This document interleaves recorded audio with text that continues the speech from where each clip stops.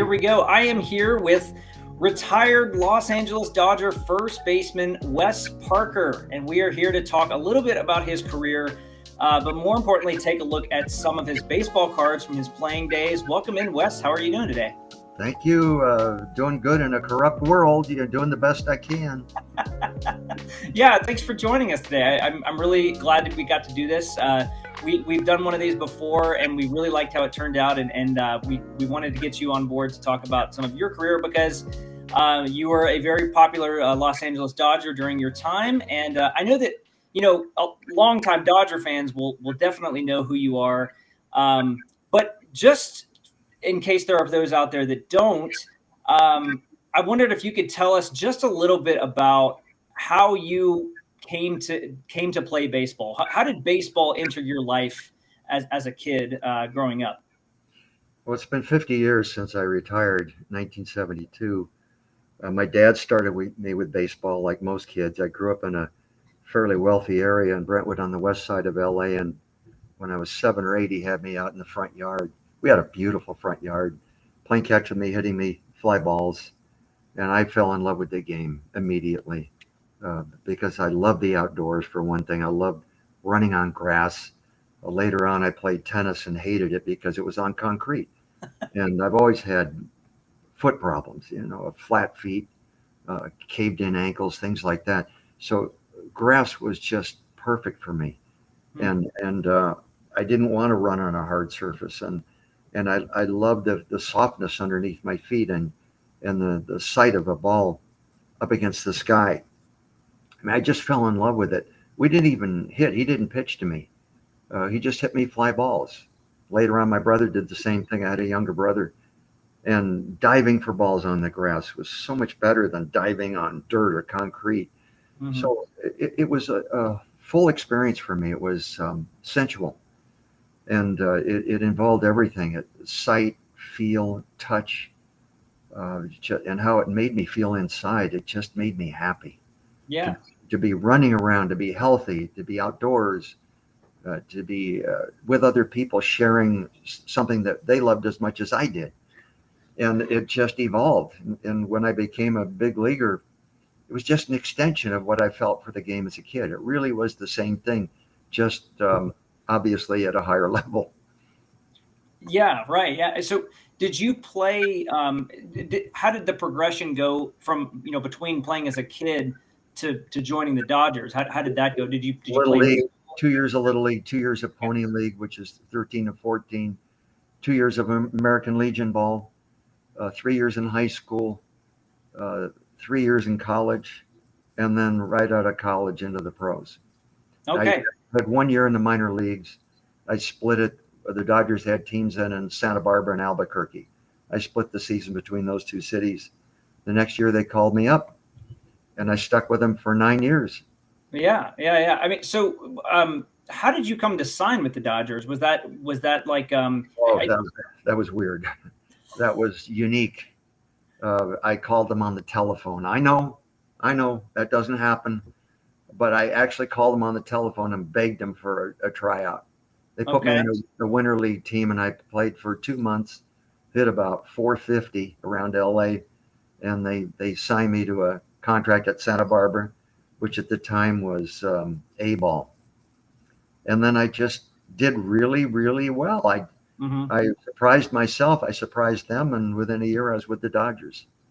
That's amazing. It's really quick from a phone call to just a couple years later in Los Angeles playing for the Dodgers. I was highly motivated, very highly motivated, and I received no bonus, and all the other guys on the team did, and most of the Dodger signees did receive bonuses. So I was hungry. I was really, really hungry. I wanted to prove myself. I felt that I had to prove myself. And no scouts offered me a contract. So it was kind of an uphill battle. And that was my motivation. It really was, just to prove that I could hang with these guys, play with them, be as good as they were, the big money kids, the ones who the scouts went wild over.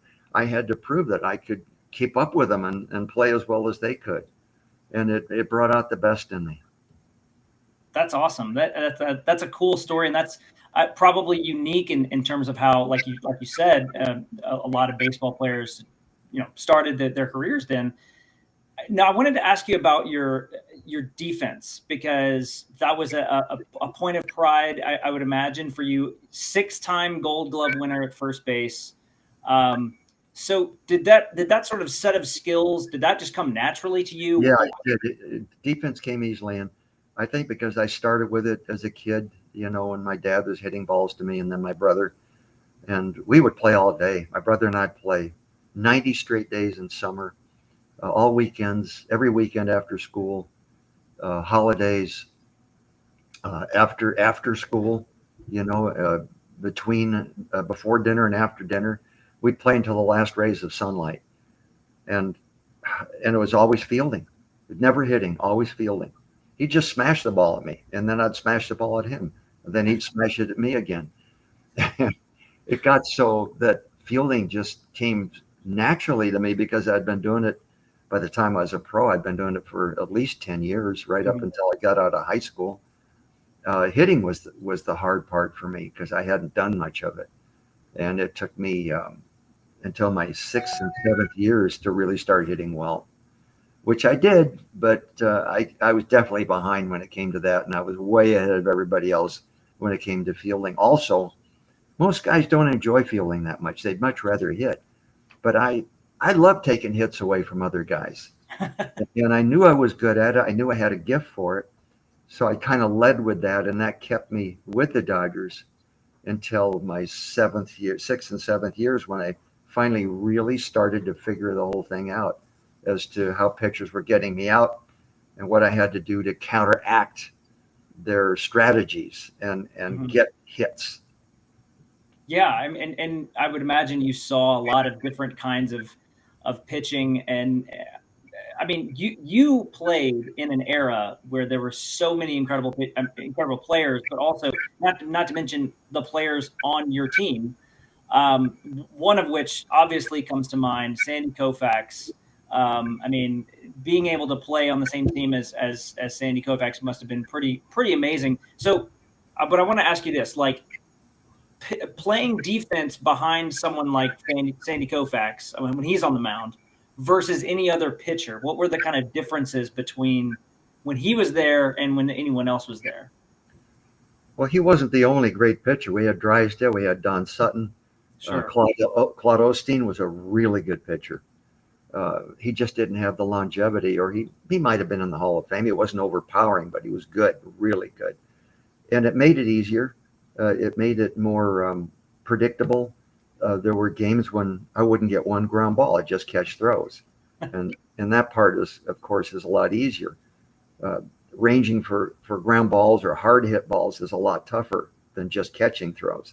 But it didn't happen a lot because our pitching was so good. Yeah. So, maybe the most ground balls I would get in a game were 4 or 5 at the most, whereas a third baseman, let's say, or a first baseman on a poor team facing a poor pitching team facing an opposition with a lot of left-hand hitters, those first basemen might get 10 ground balls a game. And that's when you're really challenged. Yeah. When you're getting those rockets hit down at you, like Billy Williams used to hit when we played the Cubs, or Roberto Clemente, who was an opposite fielder, would smash balls at me, even as a right-hand hitter. And Roberto is still the only player who ever hit a ball right so hard it went right between my legs, and I couldn't get my glove down. Wow, that's amazing. I mean, yeah, I can't imagine the amount of like incredible hitters that you probably just stole hits away from, right? I mean, like you probably took plenty of hits away from. I had them screaming at me. I had Tim McCarver screamed at me. Johnny Callison screamed at me. Joe Morgan. These are all left-hand hitters. Mm-hmm. Would always say to me, "Damn it, Parker! If it wasn't for you, my lifetime average would be 10 points higher." And it was great compliments. I loved it. I wanted them to scream at me. It meant I was doing my job and doing it well. So I was very happy to hear it. I wouldn't defend myself. I'd just look at them and laugh. Pete Rose, did you steal any hits from him? Did you play? Not particularly. Okay. He was not a pull hitter. So okay. He made me he mainly hit up the middle.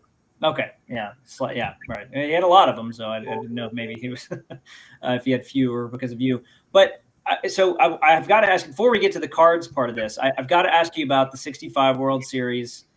Um, I think that series for you. I mean, you tell me. Was that a high point of your career? Was that Yeah, baseball's a team game.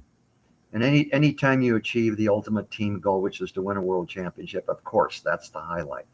I had individual highlights, but team-wise, absolutely, that was it for us. And also, I thought winning back-to-back championships, which we did in '66 as well as '65, even though we didn't win the World Series, just winning the National League 2 years in a row was a great highlight for me. Mm-hmm. It really was, because no one had done it since the Milwaukee Braves about 10 years earlier, maybe a little less. And the league was so competitive. Mm-hmm. There were just a tremendous number of really great ball clubs like Pittsburgh, Milwaukee, Cincinnati, San Francisco.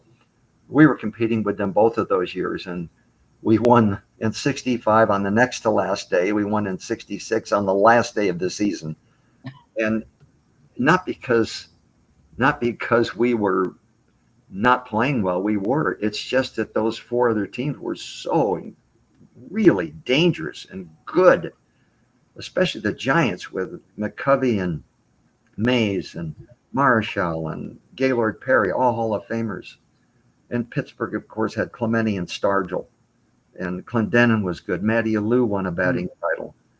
Cincinnati, Pete Rose, Frank Robinson, Veda Penson, Tony Perez, Johnny Bench.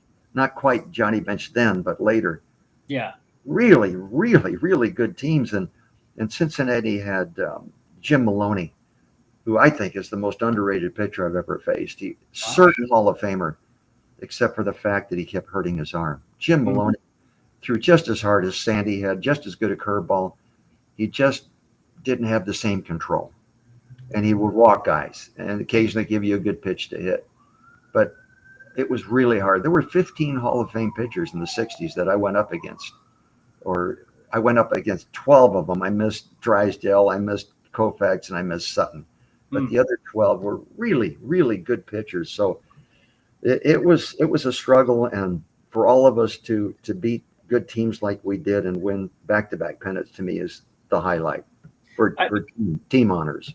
You said, your hitting was the hardest thing for you to sort of develop into in your career, but that '65 series, you hit pretty well. I mean, like you had 7 hits, you had a home run. Yep, I did over 300. Yeah, but still, hitting was difficult for me. It's just that in a World Series, you kind of amp up your game. okay. You have to be better than you were before. Or at least I felt that way, and I focused harder, and I wanted to win it. Mm-hmm. If you're going to be in a World Series, you might as well win it, especially my first. So I didn't want to let the team down. That's basically what it amounted to. That's great. I mean, I'm glad that you were able to. So many players probably play. How many players out there play in the league for many years and don't even get a chance at a World Series? And like Ernie Banks. He 20-some years never played in a World Series. All right. So I wanted to take a look at some cards of yours. I'm just curious about how much of these images and like these cards maybe that you've seen over the years and your kind of experience with them. And we have to start with, and I'm just going to put it up on the screen. You should be able to see it. This is your rookie from 1964. Mm-hmm. And I guess I'm curious, like, did you play with John? Was it Warehouse? Yes, Warehouse. Okay. Yeah. Did you play with him? I guess he only played a few years, right? Right. Yeah. John and I were both rookies that year. Mm-hmm. That's a great condition card. Look at those corners, sharp. But no, I like the picture taken in Vero Beach. Recognized the background, which is where we trained. John's a great guy. He's still around. He's living now in I think Carolina. We both became Christians. We weren't at the time, but we both did later, and we've gone to church together since then. And shared a lot of memories. He went over to Honolulu and became a sportscaster, and I guested on his show a number of times, and we played golf and just kidded around and chased girls before he got married. Just had a great time. Wonderful guy, John. Wonderful person. This is one of my favorite cards. I like it. There are others that I can't stand because I don't think I look good in them, but this one I like. Well, hopefully we can skip those. Well, if you see a card that you don't want to talk about, you just tell me. But you said this was taken at Vero Beach. Is that a spring training? Is that where spring training was? Yeah, spring training site. Okay. And then later on they were taken usually at Shea Stadium in New York, so that the photographers didn't have to travel around too much. The Topps guys. Okay, so I was going to ask you about that. We'll go to the next card here in a second. So this is your 65. This is the next year. Is that still? I'm sorry. That's a good one. Again, yeah. Good Lord, that's a good condition card. Look at the corners again. Wow. Is this taken at the same place? Yep, you can tell by the background. Yep, that's Vero Beach, Florida. Okay. They always took it early on. Maybe the first week of training, and look at that beautiful blue Florida sky behind me. And the Georgia pine trees. Even though we're in Florida, those are Georgia pines. So nice card, really nice. What was the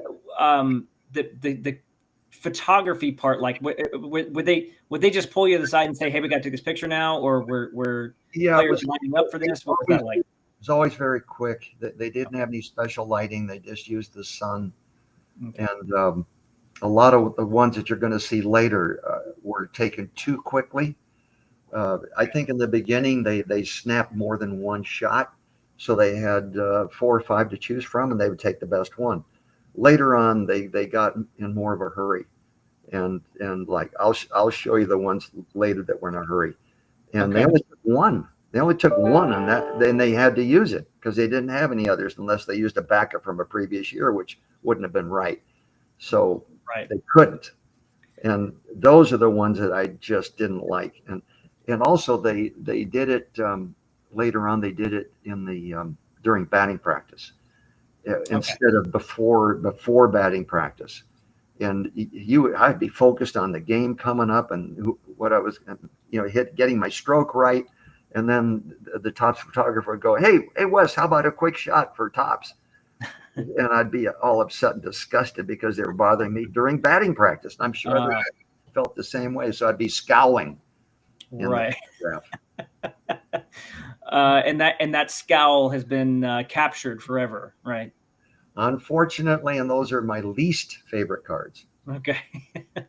So, all right. Next up, we have your 66. Yeah, that's okay too. That's a good one. Again, it's like Vero Beach. Yeah, same place. The 66 design is not my favorite. I think it's kind of boring, but it is. It is. It's boring. I agree. We can move on from that one. I think so. 67. I think I have this one. All right. So, couple questions here. Number one, is that that autograph that shows? Is that something similar to how you would sign your name or no? It's similar. It's similar. I had a smaller autograph then, and later on it got bigger as I got more confidence. But at that time, smaller. Again, Vero Beach, more interesting. It's not just a headshot. Maybe that's why the previous one was less interesting. This is more of a full body shot. You see more of the background. That looks like that is what we call field number 1. No, number 2. That's field number 2. It's right outside the Dodger clubhouse, and that's in short left field. Got it. Okay. Now this one lists you as first baseman and outfield. So like you apparently played some outfield by then. Yeah, Willie Davis, our center fielder, would need a day off or get tired or injured or hurt or something, and then I would go to center field.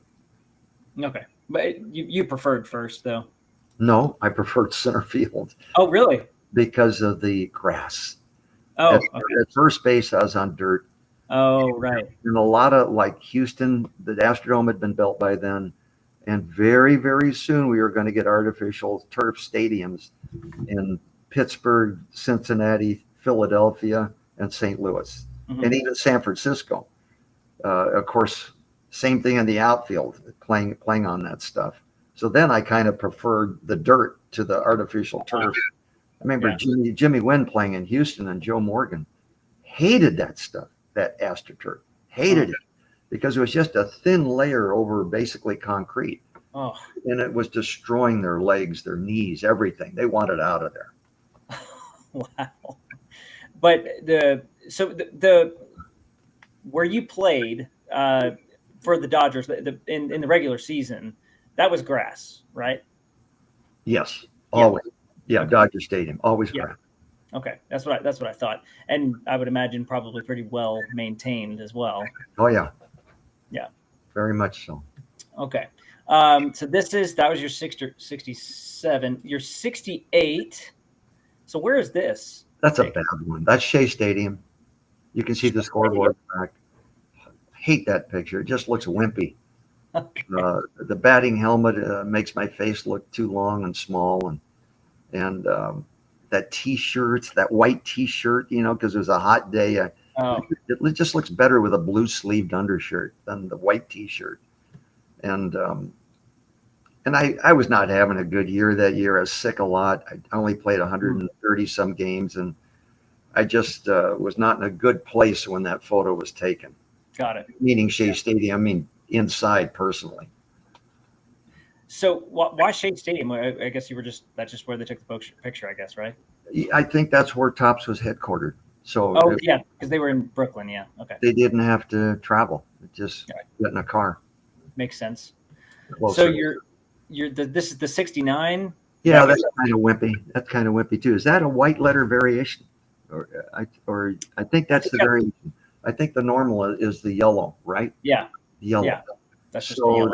That's pretty. God, what beautiful shape that's in. That's pretty well centered. That card's got some value to it, believe it or not. Okay. Which surprised me, but that white letter variation is kind of rare. Yeah. But again, it's a wimpy picture, T-shirt. I had a horrible year, and was not happy at the time that photo was taken. Got it. Get rid of it. So now here, this is Shea Stadium. This is I skipped a year. We'll go back. This is actually 71, but keep going. Sorry. This is also this is 71. This is really hard to find in good shape because of the black border. Yeah. But that looks nice. I've been looking for a 10 in that year. Okay. Never seen one. Yeah. I would buy it, but I've never seen one. That is a very common issue with the black bordered 1971 Topps. Very tough to get in top condition. Now, this is exactly what I told you about before, where I was taking batting practice, and the photographer goes, "Hey, Wes, how about a picture for Topps?" I went, "Good Lord, how can he be bothering me now?" Yeah. That was not happy. That was unfortunate, and I'm scowling a little bit and don't look too happy, and I'm not. My eyes are kind of shut, and my mouth doesn't look too good, and I hate that card. It's a very popular year of Topps, but yeah, some of the images are not great there. Now let me go back to this in 1970. Where is this taken? Shea Stadium. Okay, again, all right. That's our dugout in the background, visiting dugout, third base dugout. Okay. And again, I was just annoyed because they were bothering me when I wanted to prepare for the game. But this looks like this is batting practice, or this is during the game? Batting practice. Okay. I was starting to learn how to hit, and I wanted to focus on hitting, and especially in New York because the fans were so good there that I always wanted to put on a performance for those fans. I wanted to do well for New York fans because the Dodgers started in Brooklyn, and I never met better fans than the ones in New York, where the game itself started. Right. So I always wanted to do well, and I did. I always did well in New York. Lifetime over 300 hitting in New York. Awesome. So again, it's like, don't bother me. I'm locked in here, and you're interrupting me with photographs, which I don't really care about. So this year was a particularly good year for you. So like you had you had 319 this year, 47 doubles, which led the league. What kind of you just said you kind of figured it out? What was behind the success? Yeah, there? I got to the point where the year before I started breaking the code of pitchers. And by that, I mean, I'd started figuring out how they were getting me out, Got it. whether it was with off-speed pitches or fastballs in a certain location. I figured it out. I broke their code, and I took countermeasures against what they were doing to get me out successfully. And I started hitting what they were previously getting me out with, to the point where now they had to pitch me a different way, and then I was ready for that. So it got to the point where no matter what they threw me, I could hit it. And I was a lot happier than I look on that picture. I imagine you probably were. And not to mention, you finished fifth in MVP voting that year. Yeah, how about that? That's impressive. Do you remember who won the MVP that year? Probably Johnny Bench. Yep, nailed it. That's right. Johnny Bench, Billy Williams, Tony Perez, Bob Gibson. That was who had more votes than you. But I mean, looking at your numbers from that year, to be a Gold Glover, just excellent defensively, and to bat .319 and having that many doubles and being a consistent hitter, that is impressive. That was a great year for you. If I'd done that my whole career, I would have been considered for the Hall of Fame. But you can't just have one good year. You have to have at least five.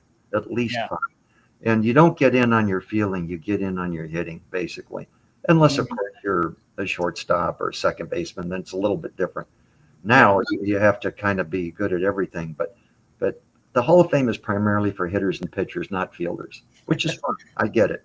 Yeah. But speaking of that year, so this is actually, I know you can't see me now, this picture is kind of big, but the this insert card is from the 1971 season, and it's just this series of great moments, and you're featured there. Leads Major League with 47 doubles. I don't know if you remember that particular play. Do you remember that one? No, not that particular one, but I love getting doubles. I was not a home run hitter, so I hit up the alleys, and that's why I had so many doubles that year. It was a Dodger record until maybe 15 years ago when Sean Green broke it. And I was very, very proud of that. I drove in a lot of runs that year with very few home runs, and I was proud of that as well. This card I like. Again, black borders, so it's hard to find a good condition. I've been looking for a 10 in this. I can't even find a 9. You know, it's kind of rare. I just don't see it come up for sale very often. Yeah, but it is. I like it very much. And you don't have a lot of action shots in your cards, right? I mean, like this is one of the few action shots. It's very cool to have that. I guess is that Boston? I guess that's Boston. It looks like it. It looks like it says Red Sox, but I can't believe it. I don't remember playing them. Maybe it says Houston. I'm not sure. Okay. Astros. I say Astros. So that's actually all the cards I have. That's everything I've got. Man, you missed my favorite. What's your favorite? My favorite is the oversized one. It's a Topps Giant. Yes. Not from '64, but it's the Giant. And oh God, I love that card. And I love the next one that you don't have, the 72. 72? They're very similar. They're I think batting poses. Very similar. Okay. And because I'm coming off my best couple of years, I'm relaxed and I look happy, and that's why I like it, because of the happy look. Right. I mean, it's there for a 9-year career, you had a lot of you hit a lot of the really good Topps years, I think. I mean, a lot of people love the 65 set. A lot of people love 71, even though you don't like your photo in that one. You hit a lot of really good Topps years. I mean, those are all really great cards. And like you said, they're tough to get in good condition, as a lot of cards from the 50s, 60s, and 70s are. The only other question I had before I let you go, because we're about running out of time, did you – I guess at any point before now, did you collect cards? Were baseball cards a part of your life at all prior to that? Yeah, I did. I started collecting in 1952. A pretty good year to start. Wow, yeah. And, but I did it mainly for the bubble gum. I never put the cards in the spokes of my bike, but I did keep them, and we would trade. My buddies, my school buddies. Let's say I was 6th grade maybe, And we had a lot of fun opening up packs and saying, "Oh man, I got a Mickey Mantle!" Mickey Mantle. That would have been pretty good to keep, but I didn't, unfortunately. And then I started collecting again after my career ended. The first national was in L.A., Los Angeles. First national card collecting show. So I went there. What was that? 1980, I think. So I went there and I bought some sets. I bought a 64 set because that was my rookie year. And I loved the players that I played with and against. And then I bought a few more sets along the way. And I also have my favorite of all time is the 1964 Topps Giants signed. There's only 60 cards. They're perfect for signatures because they're postcard size. Okay. And I got most of those signatures 40 years ago. Wow. By then I was broadcasting games for ABC and USA Cable. So I got to meet the players a lot. So I get them to sign my cards on the field before games. So like which players are we talking about would be in that set? Roberto Clemente, Dick Farrell, all the great players. There were only 3 cards from each team, 20 teams at the time, so that's 60 cards. Yeah, okay. Juan Marichal, Tommy Davis, who was the only Dodger to ever win a batting title, 2 in a row. There's probably, right now, I think there's half of those cards are Hall of Famers, half of the 60. Jim Bunning's in there. Okay. So many others, but that's why it's my favorite. The Hall of Famers, it came out my rookie year, and getting them signed is really, really hard, getting them all signed, especially because Roberto Clemente passed away in 72, New Year's Eve of 72. Mm-hmm. Yeah, that's really fascinating to hear. I mean, it's always interesting when baseball players themselves collect cards because so many people collect cards, and it's sort of an interesting thing that fans can share with the players and appreciate their career. And we really appreciate you talking with us today and sharing with us a little bit about your career and also about your cards and your experience with that. So really, thank you very much. Very unique, very unusual. I appreciate you asking those questions. Not heard them before, and I enjoyed it. And hope you collect my cards, or hope you can find those 2 that I can't find in really good shape. I have to now. Yeah, absolutely. Please do.